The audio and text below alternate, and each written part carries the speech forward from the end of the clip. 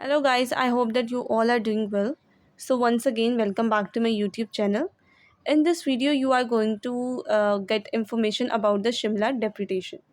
So इससे पहले वाली मैं आपको पार्टीशन ऑफ बंगाल का पूरा कॉन्सेप्ट दे चुकी हूँ। अब मैंने आपको शिमला डेपुटेशन का देना है। अब यहाँ पे जो है ना, पहले दो पैराग्राफ में ज़्यादा एमसीक्यू से रिलेटेड चीज़ें, और जो यहाँ पे है ना वो पॉइंट्स आपको लर्न बाय हार्ट रट्टे वाले जो होते हैं ना वो आपने याद करने। सो पहले दो पैराग्राफ्स को मैं साथ में डिस्कस कर रही हूँ। अब यहाँ पे शिमला डेपुटेशन का मतलब क्या है। यहाँ पे शिमला के मकाम पर जो है हमारे पास आए विसरॉय लॉर्ड मिंटो। लॉर्ड मिंटो आए कि जब जैसे ही पार्टीशन ऑफ बंगाल का मसला हल हुआ तो उसके बाद लॉर्ड मिंटो इंडिया में आए। सो ये आए थे अपनी समर वेकेशंस मनाने, तो इंडिया में आए। सो इन्होंने यहाँ पे आके क्या किया कि शिमला के अंदर जब वो थे, हमारे जो मुस्लिम रिप्रेजेंटेटिव्स हैं, मुस्लिम लीडर्स हैं, ये 1906 में अपने डेलीगेशन ऑफ 35 मुस्लिम लीडर का एक वफ़द बना के सर आगा खान जिनमें से लीड कर रहे थे, वो इन विसरॉय के पास लॉर्ड मिंटो के पास चले गए। ये दो ही बताए गए, यही दो तीन चार चीज़ें इन दो पैराग्राफ्स में बताई गई, जिसके अंदर से मेन ये है कि उनका वफ़द 35 मुस्लिम लीडर्स का बना कर ले जाने का क्या था। अब वहाँ पे उनका ये मकसद था, और उनके ये जो पॉइंट्स उन्होंने कहाँ से एक्सट्रैक्ट किए थे, ये एमसीक्यूज़ में आ सकता है।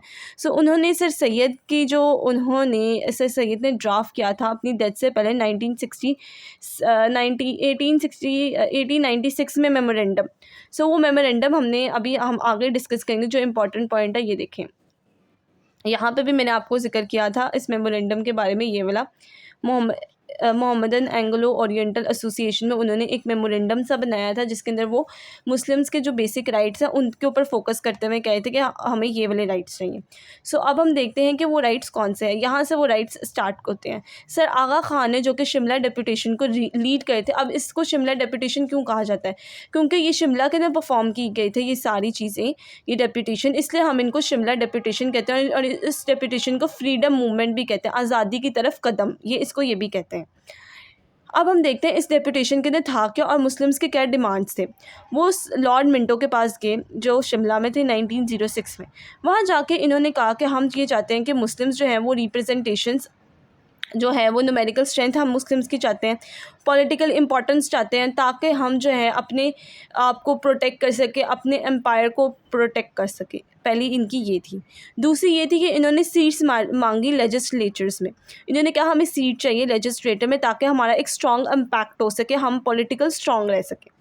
उन्होंने दूसरा ये कहा कि हमें गवर्नमेंट सर्विस में कोटा चाहिए। तीसरी बात ये थी कि गवर्नमेंट सर्विस में हमें कोटा चाहिए।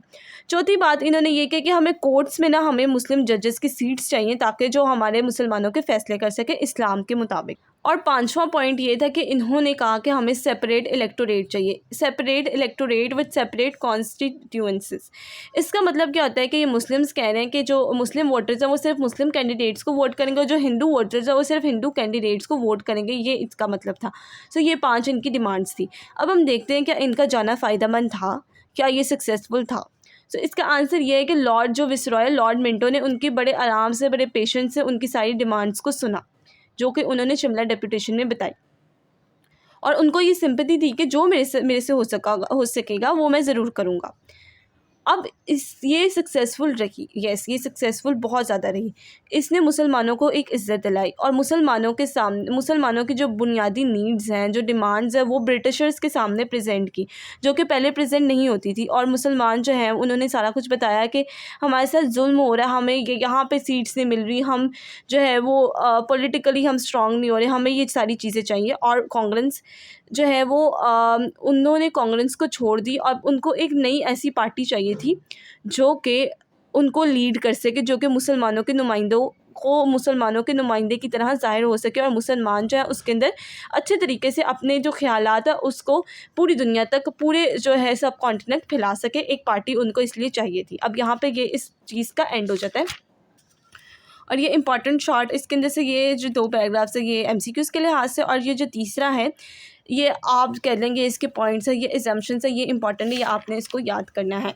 सो this was all about from my side, और if you have any query और एनी क्वेश्चन और any confusion related to this, so you can ask in the comment section. I will reply you, as soon as possible. So thank you for watching this video.